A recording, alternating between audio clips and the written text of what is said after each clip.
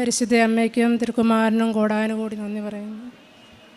എൻ്റെ വീട് ഇടുക്കി ജില്ലയിൽ കട്ടപ്പനയ്ക്കടുത്ത് ശാന്തിഗ്രാം ഇടവകയിൽ നിന്ന് വരുന്നു. ഞാൻ ഉടമ്പടി എടുത്തത് 2024 ഏപ്രിൽ 14 ആയിരുന്നു. ഉടമ്പടി എടുക്കാനുള്ള കാരണം എനിക്കൊരു 10-12 വർഷം മുമ്പ് എനിക്കൊരു കൃപാസനം പത്രം കിട്ടിയിരുന്നു. അന്ന് ഞാനത് വായിച്ചെങ്കിലും എനിക്കതിന് പ്രത്യേകിച്ചൊന്നും തോന്നില്ല. ഒരു ധ്യാനകേന്ദ്രം എന്ന് മാത്രമേ എനിക്ക് തോന്നിയുള്ളൂ. പിന്നെ അതിന് ശേഷം ഒരു 5-6 വർഷമായിട്ട് തുടരെ എനിക്ക് പത്രം കിട്ടാറുണ്ടായിരുന്നു. അപ്പോൾ അതിൽ വായിച്ചപ്പോഴെല്ലാം എനിക്ക് തോന്നി അതിനകത്ത് അസാധ്യ കാര്യങ്ങളാണല്ലോ ഇതിനകത്തെല്ലാം നടക്കുന്നത്. സാക്ഷ്യം വായിക്കുന്നിടത്തോളം വായിക്കുന്നത് മൊത്തം വായിക്കുമ്പോൾ എനിക്ക് മനസ്സിലായി മൊത്തം അസാധ്യ, ദൈവത്തിന് മാത്രമേ സാധിക്കത്തുള്ളൂ, ഇത് മനുഷ്യന് ഒരിക്കലും സാധിക്കാൻ പറ്റാത്ത കാര്യങ്ങളാണല്ലോ ഈ നടക്കുന്നതെന്ന് എനിക്ക് മനസ്സിലായി. അങ്ങനെയായി എനിക്കും ഇവിടെ വരണമെന്ന് എനിക്ക് തോന്നി. അങ്ങനെ എനിക്ക് വരാൻ ഭയങ്കര ആഗ്രഹമുണ്ടായിരുന്നു. അങ്ങനെ ഇവിടെ വന്നു. ഇവിടെ വന്ന് എല്ലാവരെ പോലെ ഞാനും 4 നിയോഗങ്ങൾ വെച്ചിരുന്നു. അപ്പം ഒന്നാമത്തെ നിയോഗം വെച്ചിരുന്നത് എനിക്ക് അലർജിയുടെ അസുഖം ഉണ്ടായിരുന്നു. 10-15 വർഷമായിട്ട് തുമ്മലും, രാവിലെ എണീക്കുമ്പോൾ ഒരു 6 മണിക്കൊക്കെ മുമ്പ് എഴുന്നേറ്റാൽ ഭയങ്കര തുമ്മലും ചീറ്റലും ഭയങ്കര പ്രശ്നങ്ങളായിരുന്നു. അപ്പം ഞാൻ ഉടമ്പടി എടുത്തിട്ട് പോയി കഴിഞ്ഞപ്പോൾ ഓർത്തു, അയ്യോ എങ്ങനെ 6 മണിക്ക് മുമ്പ് എഴുന്നേറ്റ് ഈ ഉടമ്പടി പ്രാർത്ഥന ചെല്ലുകയും ധ്യാനം കൂടുകയും ഇങ്ങനെയൊക്കെ ചെയ്യുമെന്ന് ഞാൻ ഓർത്തിരുന്നു. പക്ഷേ പിറ്റേ ദിവസം മുതൽ 5:30 ആയപ്പോൾ കൃത്യമായിട്ട് എഴുന്നേൽക്കുകയും ഞങ്ങൾ കുടുംബമായിട്ട് ഒന്നിച്ചാണ് പ്രത്യക്ഷീകരണ പ്രാർത്ഥന ചൊല്ലുന്നതും പ്രാർത്ഥിക്കുന്നതുമെല്ലാം. ഒരു ദിവസം പോലും ഞങ്ങൾ കുടുംബമായിട്ടല്ലാതെ കൊണ്ട് ഞങ്ങൾ സന്ധ്യാപ്രാർത്ഥന ചെല്ലാറോ ഒന്നുമില്ല. ഞങ്ങളെല്ലാവരും ഒരുമിച്ചിരുന്നാണ് എല്ലാ കാര്യങ്ങളും ചെയ്യുന്നത്. അങ്ങനെ പിന്നെ എനിക്കൊരു 2 ആഴ്ച കഴിഞ്ഞപ്പം മുതൽ എനിക്ക് തുമ്മലോ ജലദോഷമോ ഒരു മരുന്നും കഴിക്കാതെ എതിലേ പോയെന്ന് എനിക്കറിയത്തില്ല. പിന്നെ കുറച്ച് കഴിഞ്ഞാണ് എനിക്ക് മനസ്സിലായത്, അയ്യോ ഇതൊന്നും എനിക്കിപ്പോൾ ഇല്ലല്ലോ എന്ന് എനിക്ക് മനസ്സിലായത്. പിന്നെ അത് വേറെ ഒരു മരുന്നും ഞാൻ കഴിച്ചിട്ടില്ല. അത് അമ്മ എനിക്ക് പരിപൂർണ്ണ സൗഖ്യം തന്നതാണെന്ന് ഞാൻ ഉറച്ച് വിശ്വസിക്കുന്നു. പിന്നെ രണ്ടാമതായിട്ട് ഞാൻ നിയോഗം വെച്ചിരുന്നത് പിന്നെ കുറച്ച് സ്ഥലം വിൽക്കാനുണ്ടായിരുന്നു. അപ്പോൾ അത് ഈ കോവിഡിൻ്റെ സമയമൊക്കെ ആയിരുന്നുകൊണ്ട് ഒരു കാരണവശാലും അത് വിറ്റ് പോകത്തില്ലായിരുന്നു. അതങ്ങനെ ഒരു മനുഷ്യനെ നോക്കുക പോലും ചെയ്യാതെ അവിടെ കിടക്കുമായിരുന്നു. അങ്ങനെ ഇരുന്നപ്പോൾ ഞാൻ അമ്മയോട് ഇങ്ങനെ പ്രാർത്ഥിച്ചു, എൻ്റെ അമ്മയെ അതൊന്ന് എങ്ങനെ ഇവിടെ വന്നപ്പോൾ ഞാൻ പ്രാർത്ഥിച്ചു, എൻ്റെ അമ്മയെ എങ്ങനെയെങ്കിലും അതൊന്ന് വിറ്റ് പോകണേ, ഇച്ചിരി ബാധ്യതകളുണ്ട്, അത് വിറ്റാൽ മാത്രമേ ബാധ്യത തീർക്കാൻ പറ്റത്തുള്ളൂ, അല്ലാതെ പറ്റത്തില്ലല്ലോ. അങ്ങനെയൊന്ന് ഓർത്ത് ഞാൻ ഇവിടെ നിന്ന് പ്രാർത്ഥിച്ച നിയോഗത്തിൽ വെച്ചിരുന്നു. ഏതായാലും ആ നിയോഗം വെച്ചാൽ ആദ്യം തന്നെ അതിൻ്റെ പകുതി സ്ഥലം വിറ്റുപോയി, ബാക്കി പകുതി കിടന്നിരുന്നു. അത് ഒക്ടോബർ 27 ഒക്ടോബർ മാസം 30 എന്നുള്ളൊരു ഡേറ്റ് എനിക്ക് അമ്മ കാണിച്ചു തന്നു.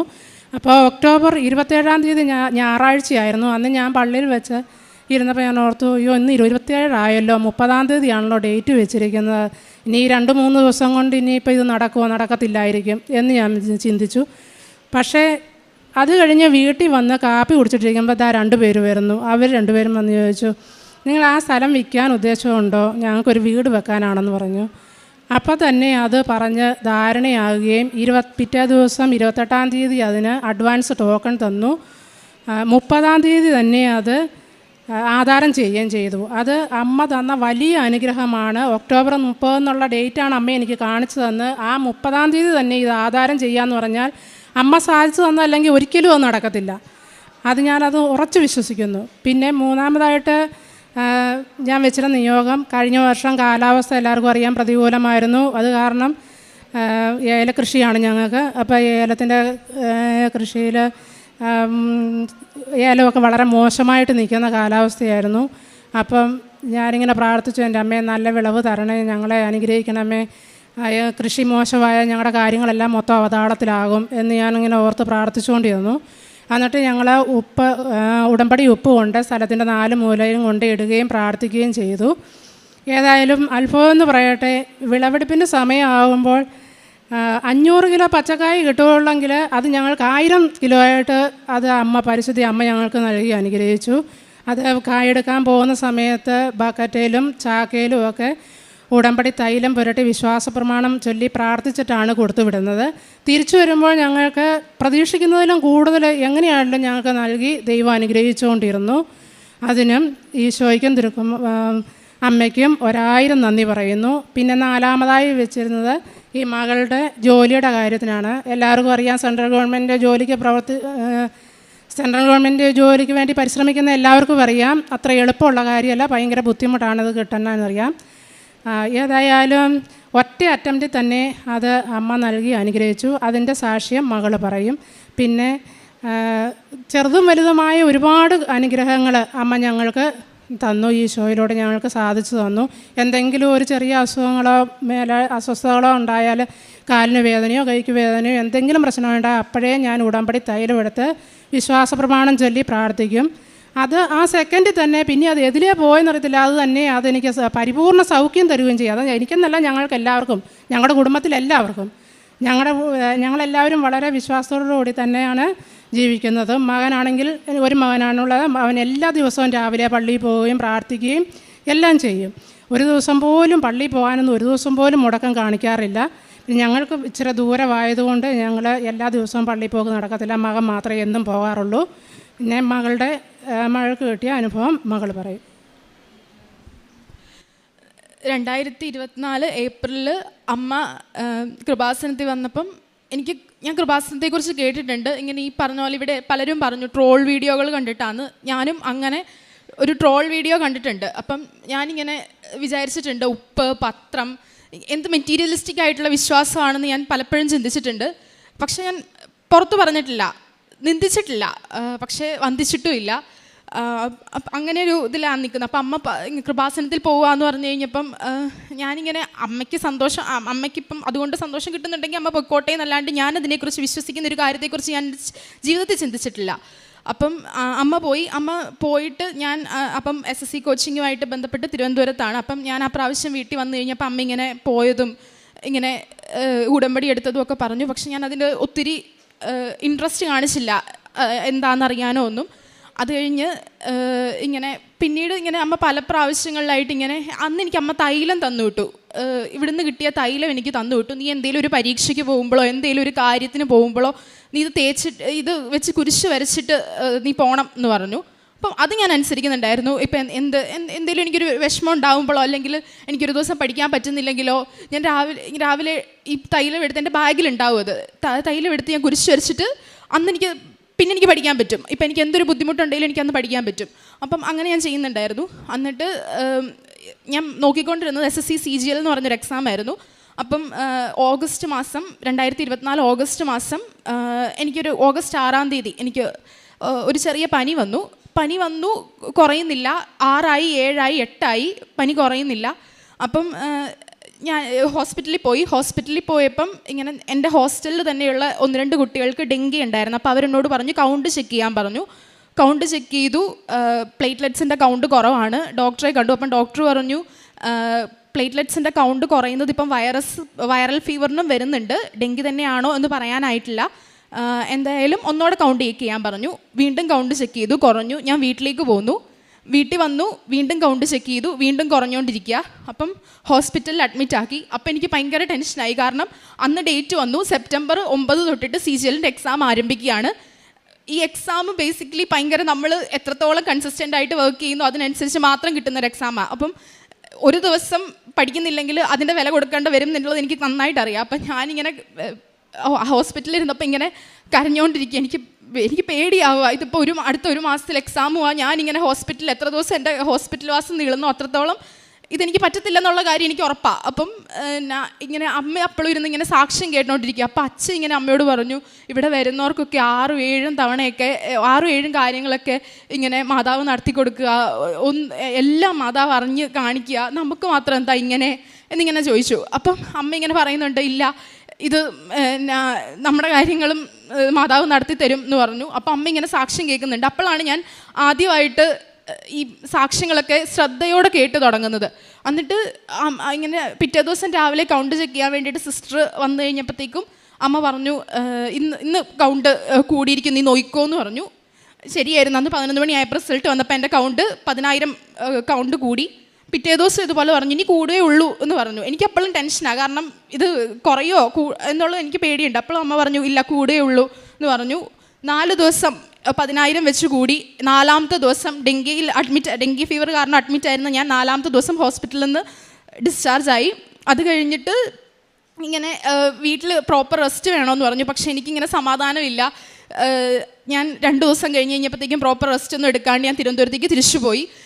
സെപ്റ്റംബർ 12-ാം തീയതി എനിക്ക് എക്സാം ഡേറ്റ് കിട്ടി. 12-ാം തീയതി എനിക്ക് ഭയങ്കര സന്തോഷമായിരുന്നു ആ ഡേറ്റിൽ. പിന്നെ ഞാൻ ഏത് പരീക്ഷയ്ക്ക് പോയാലും അച്ഛയും അമ്മയും കൂടെ കട്ടപ്പന ആരാധനാലയത്തിൽ പോയി മുട്ടുകുത്തി കൈ വിരിച്ച് നിന്ന് പ്രാർത്ഥിക്കും. അപ്പം അച്ഛൻ ഇങ്ങനെ ഇപ്പോൾ ഓരോ എക്സാമും കഴിയുമ്പോൾ അച്ഛൻ ഇങ്ങനെ വന്നിട്ട് പറയും, ഈ എക്സാം നിനക്ക് എളുപ്പമായിരുന്നു. അച്ഛയ്ക്ക് ഇങ്ങനെ അറിയാവുന്ന പോലെ എനിക്ക് എപ്പോഴും തോന്നിയിട്ടുണ്ട്. അപ്പം ഞാനിങ്ങനെ 12-ാം തീയതി എക്സാം കഴിഞ്ഞ് വെച്ചിട്ട് ഇറങ്ങി വന്നപ്പം അച്ഛനെ വിളിച്ചു. അച്ഛൻ അമ്മയുണ്ട്. അപ്പം അച്ഛൻ പറഞ്ഞു എളുപ്പമല്ലായിരുന്നു എന്ന് ചോദിച്ചു. അപ്പം ഞാൻ പറഞ്ഞു എളുപ്പമായിരുന്നു എന്ന് പറഞ്ഞു. അപ്പം അച്ഛൻ പറഞ്ഞു, നിൻ്റെ ഇടത്ത് സൈഡിലും വലത്ത് സൈഡിലും ഈശോയും മാതാവും നിന്ന് നീ കൂളായിട്ട് എക്സാം എഴുതുന്ന പോലെ എനിക്ക് പ്രാർത്ഥിക്കുമ്പം കാണാമായിരുന്നു എന്ന് പറഞ്ഞു. ശരിയായിരുന്നു, എനിക്ക് ഒരു ബുദ്ധിമുട്ടും ഇല്ലാണ്ടാണ് ഞാൻ ആ പരീക്ഷ എഴുതിയത്. അതിൻ്റെ മാർക്ക് വന്നു. എനിക്ക് 162 മാർക്ക് ഉണ്ടായിരുന്നു. ഒരു ഫസ്റ്റ് അറ്റംപ്റ്റ് നടത്തുന്ന ഒരു കൊച്ചിനെ വെച്ച് നോക്കുമ്പോൾ എൻ്റെ സ്കോർ ഭയങ്കര നല്ലതായിരുന്നു. അപ്പം ഞാൻ ശരിക്കും ഞെട്ടിപ്പോയി. എന്നിട്ട് പിറ്റേ പ്രാവശ്യം ഈ എക്സാം കഴിഞ്ഞ് വീട്ടിൽ വന്നപ്പോഴാണ് അമ്മ ഈ സ്ഥലക്കച്ചവടത്തിൻ്റെ കാര്യമൊക്കെ പറഞ്ഞിട്ട് അമ്മ ഇങ്ങനെ പറയുന്നു, ഈ ഒക്ടോബർ 30 അമ്മ ഡേറ്റ് ഇട്ട് പ്രാർത്ഥിച്ചിട്ടുണ്ട് എന്ന് പറയുന്നു. പക്ഷെ അമ്മ അത് പറഞ്ഞ കാര്യം എന്നോട് പറഞ്ഞ കാര്യം അമ്മ മറന്നുപോയി. അപ്പം ഞാനിങ്ങനെ ഡേറ്റ് ഇട്ട് പ്രാർത്ഥിക്കും, അതും എനിക്കപ്പോൾ അറിയില്ല. അപ്പം ഇങ്ങനെ ഈ സാക്ഷ്യത്തിൽ കേട്ടിട്ടുണ്ടെങ്കിലും അതിനെക്കുറിച്ച് കൂടുതൽ എനിക്ക് അറിയത്തില്ല. അപ്പം അമ്മ പറഞ്ഞു ഞാൻ ഡേറ്റ് ഇട്ട് പ്രാർത്ഥിച്ചിട്ടുണ്ടെന്ന് പറഞ്ഞു. എന്നിട്ട് 27-ാം തീയതി ആയപ്പോൾ ഞാൻ തിരിച്ചു വിളിക്കുമ്പോൾ അമ്മ ഇങ്ങനെ പറയുകയാണ്, ഒരു ചേട്ടൻ വന്നു, അവർ വിൽക്കുന്നുണ്ടോ എന്ന് ചോദിച്ചു. അതും ഞാൻ ശരിക്കും അത്ഭുതപ്പെട്ടു. ഞാൻ കൂടുതൽ എൻ്റെ വിശ്വാസം കൂടുതൽ ഒന്നോടെ ഉറച്ചതും ഇങ്ങനൊരു ഇത് ഇത്രയും മനുഷ്യൻ അത്രയും അപ്രാപ്യമായ കാര്യങ്ങൾ ദൈവത്തിന് സാധ്യമാണല്ലോ എന്ന് എനിക്ക് തോന്നിയതും ആ ഒരൊറ്റ ഡേറ്റ് ഇട്ട് അമ്മ പറഞ്ഞുകൊണ്ട്. അല്ലെങ്കിൽ ഞാൻ അമ്മ ഇപ്പം ഡേറ്റ് ഇട്ടിട്ടെന്ന് പറഞ്ഞാലും ഞാൻ വിശ്വസിക്കുമെന്ന് എനിക്കറിയത്തില്ല. തോമാസ് ലിഹയുടെ വിശ്വാസം പോലെ കണ്ടാൽ മാത്രം വിശ്വസിച്ചേനെ, ഉറപ്പായിട്ട് ഞാൻ വിശ്വസിക്കത്തില്ലായിരുന്നു. എന്നിട്ട് പിന്നെ CGL റിസൾട്ട് വന്നു.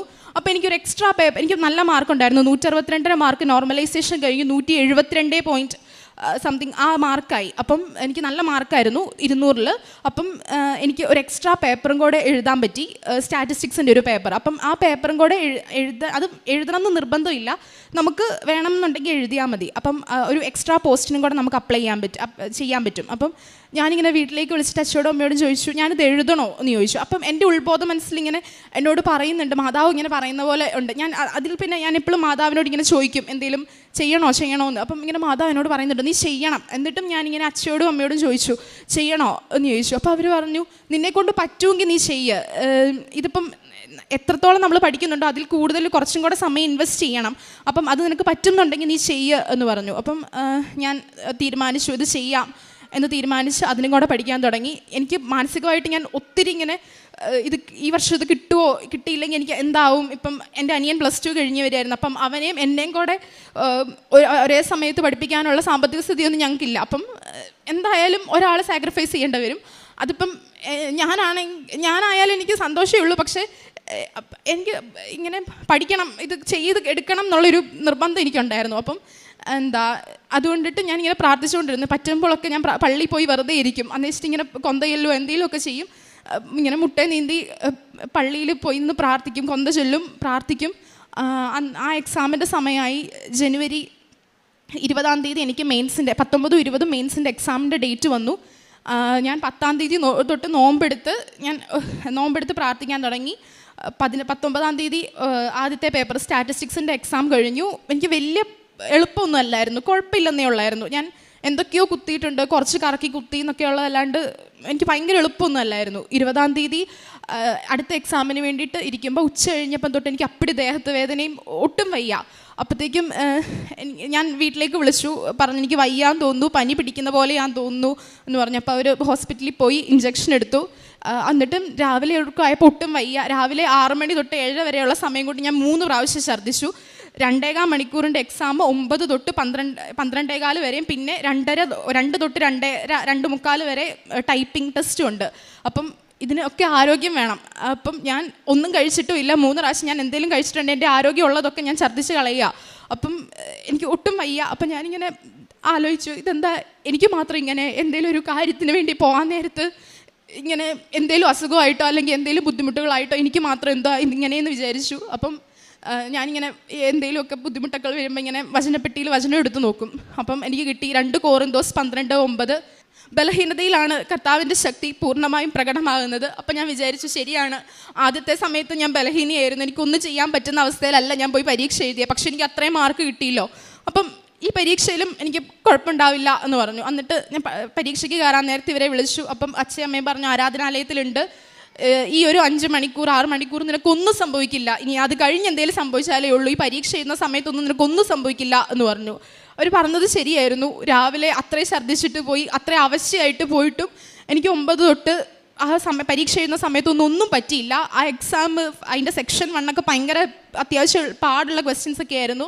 പക്ഷേ ബാക്കിയുള്ളവരൊക്കെ പരീക്ഷ കഴിഞ്ഞിട്ട് ഇറങ്ങിയിട്ട് സമയം കിട്ടിയില്ല എന്ന് പറഞ്ഞപ്പോൾ എനിക്ക് 45-ാമത്തെ മിനിറ്റ് ഞാൻ പരീക്ഷയും കംപ്ലീറ്റ് ചെയ്ത് എനിക്ക് 15 മിനിറ്റ് ബാക്കി കിടക്കുക. എനിക്കത് പുറത്ത് പറയാൻ കൂടെ പേടിയായിപ്പോയി. ഞാൻ ഇനി എന്തെങ്കിലും സ്കിപ്പ് ചെയ്തോ എന്തെങ്കിലും ചെയ്യാത്തതുണ്ടോ എന്നൊക്കെ എനിക്ക് തോന്നിപ്പോയി. എനിക്ക് അത്രയും സമയം മിച്ചം കിടപ്പുണ്ടായിരുന്നു. എന്നിട്ട് ആൻസർ കീ വന്നു, അത്യാവശ്യം മാർക്ക് ഉണ്ടായിരുന്നു. അപ്പോൾ എനിക്കൊരു പ്രതീക്ഷ ഉണ്ടായിരുന്നു കിട്ടുമായിരിക്കും എന്ന്. പക്ഷേ അത് കഴിഞ്ഞിട്ട് കുറേ ആൻസർ കീയിൽ ചേഞ്ച് അത് ഇതെന്നൊക്കെ പറഞ്ഞ് വീണ്ടും പോയി. പക്ഷേ എനിക്ക് അത്യാവശ്യം മാർക്ക് ഉണ്ടായിരുന്നു. എന്നിട്ട് മാർച്ച് 13-ാം തീയതി വെളുപ്പിനെ റിസൾട്ട് വന്നു. എനിക്ക് സെൻട്രൽ ഗവൺമെൻറ്റിൽ ജൂനിയർ സ്റ്റാറ്റിക്കൽ ഓഫീസറായിട്ട് ministry of statistics and programme ഇംപ്ലിമെൻറ്റേഷനിൽ നിയമനം ലഭിച്ചു. ഈ 26-ാം തീയതി ഞാൻ ജോയിൻ ചെയ്യും. ഇവിടെ വന്ന് ഈ അപ്പോയിൻമെൻറ്റ് ലെറ്ററുമായിട്ട് വന്ന് സാക്ഷ്യപ്പെടുത്തിക്കോളാം എന്ന് അമ്മ പറഞ്ഞിരുന്നേ. എനിക്ക് ഇത് സാധിച്ചു തന്ന പരിശുദ്ധ അമ്മയ്ക്ക്, കൃപാസന മാതാവിന്, തിരുക്കുമാരനോട് അമ്മയുടെ മാധ്യസ്ഥം വഴിയായിട്ട് അമ്മ ഇത് സാധിച്ചു തന്നതെന്നുള്ളത് എനിക്കറിയാം. ഒരുപാട് നന്ദി പറയുന്നു. അതുപോലെ അമ്മയുടെ പ്രേക്ഷിത പ്രവർത്തനത്തെക്കുറിച്ച് അമ്മ പറയും. ഞാൻ പത്രം വാങ്ങിച്ചുകൊണ്ട് പോകുന്നത് ബസ് സ്റ്റാൻഡുകളിലാണ് കൂടുതലും കൊടുക്കുന്നത്. പിന്നെ ഓൾഡ് ഏജ് ഹോം നമ്മുടെ അടുത്തൊരിടത്തുണ്ട്, അവിടെ പോയി സാധനങ്ങളൊക്കെ വാങ്ങിച്ചു കൊടുക്കാറുണ്ട് ഇടയ്ക്കൊക്കെ. പിന്നെ ആരെങ്കിലും സഹായം ചോദിച്ചെന്നാൽ വലുതല്ലെങ്കിലും ചെറുതായിട്ടെങ്കിലും സഹായങ്ങൾ ചെയ്യാറുണ്ട്. കർത്താവ് ഭവനം പണിതില്ലെങ്കിൽ ജോലിക്കാരുടെ പരിശ്രമം വിഫലമാകും. കർത്താവ് കാവൽ നിന്നില്ലെങ്കിൽ കാവൽക്കാരുടെ കാവൽ വിഫലമാകും. കർത്താവ് ഭവനം കാക്കുകയും കാവൽ നിൽക്കുകയും നമ്മുടെ തോട്ടങ്ങൾക്ക് കാവൽ നിൽക്കുകയും ചെയ്യുന്നതിൻ്റെ വലിയൊരു സാക്ഷ്യമാണ് ബിൻസിയും മകളും ഇവിടെ നമ്മുടെ മുമ്പിൽ പങ്കുവച്ചത്. ഇവരുടെ കുടുംബത്തിലെ എല്ലാ കാര്യങ്ങളിലും പരിശുദ്ധ അമ്മ ഈശോയുടെ മാധ്യസ്ഥം അപേക്ഷിക്കുകയും അവർക്ക് വേണ്ട എല്ലാ കാര്യങ്ങളും ക്രമപ്പെടുത്തി കൊടുക്കുകയും ചെയ്തു എന്നതിൻ്റെ ഒരു വലിയ സാക്ഷ്യം നമ്മുടെ മുമ്പിൽ അവർ പ്രസൻറ്റ് ചെയ്തു. ബിൻസി പറയുകയുണ്ടായി, പത്രം എനിക്കതിനെക്കുറിച്ചൊന്നും അറിയില്ലായിരുന്നു, എന്തുകൊണ്ടാണ് ഈ കൃപാസനം പത്രം വരുന്നത്, ഇതിലെന്താണ് ഇത്ര പ്രാധാന്യം. ആ പത്രം വായിച്ചു തുടങ്ങിയപ്പോൾ തൻ്റെ ജീവിതത്തിൽ അത് വളരെയധികം സ്വാധീനം ചെലുത്തുകയും അമ്മ തന്നെ ഇടപെട്ട്, ആ പത്രം വഴിയായിട്ട് അമ്മ തന്നെ ഇടപെട്ട് തൻ്റെ ജീവിതത്തിലെ പ്രശ്നങ്ങളെയെല്ലാം ക്രമീകരിക്കുകയും അതിനെ സാന്ത്വനപ്പെടുത്തുകയും ചെയ്യുന്ന ഒരു പ്രത്യേക അനുഭവം അവർക്കുണ്ടായി. പിന്നെ ഓരോ തവണയും ഡേറ്റ് ഇട്ട് പ്രാർത്ഥിക്കുമ്പോൾ തൻ്റെ ജീവിതത്തിലെ എല്ലാ പ്രശ്നങ്ങൾക്കും അമ്മ ഡേറ്റ് കൊടുക്കുന്നത്, പരിശുദ്ധ അമ്മ നമുക്കൊരു ഡേറ്റ് തരുന്നതും നമ്മൾ അമ്മയ്ക്കൊരു ഡേറ്റ് കൊടുക്കുമ്പോൾ ആ ഡേറ്റ് അനുസരിച്ച് നമ്മുടെ കാര്യങ്ങൾ ക്രമീകരിക്കുന്നതും സംഭവിക്കുന്നതുമെല്ലാം വലിയൊരു പരിശുദ്ധ അമ്മയുടെ ഇടപെടലാണ്. ഈ ഉടമ്പടി എന്ന് പറഞ്ഞാൽ ദൈവവും ഞാനുമായിട്ടുള്ള ഒരു പ്രോമിസിൽ, ഒരു കരാറിൽ എനിക്കും പരിശുദ്ധ അമ്മയ്ക്കും ഒരേ ഉത്തരവാദിത്വമാണ്. അമ്മ ഡേറ്റ് തന്നാലും ഞാൻ ഡേറ്റ് തന്നാലും എൻ്റെ ജീവിത രീതികൾ വളരെ മനോഹരമായി ഞാൻ പാലിക്കുന്നുണ്ടെങ്കിൽ, ഉടമ്പടിയിൽ ഞാൻ വിശ്വസ്തയാണെങ്കിൽ അമ്മ എനിക്ക് 100 ഇരട്ടിയായി ഈശോയിൽ നിന്ന് വാങ്ങിത്തരുമെന്നുള്ള വലിയ ഒരു സാക്ഷ്യമാണ് മകൾ വളരെ ഡീറ്റെയിൽഡായി നമ്മുടെ മുൻപിൽ പങ്കുവച്ചത്. അമ്മയ്ക്ക് വളരെയധികം നമുക്ക് നന്ദി പറയാം. ഈശോയിൽ നിന്ന് നമുക്ക് എല്ലാം മേടിച്ചു തരും.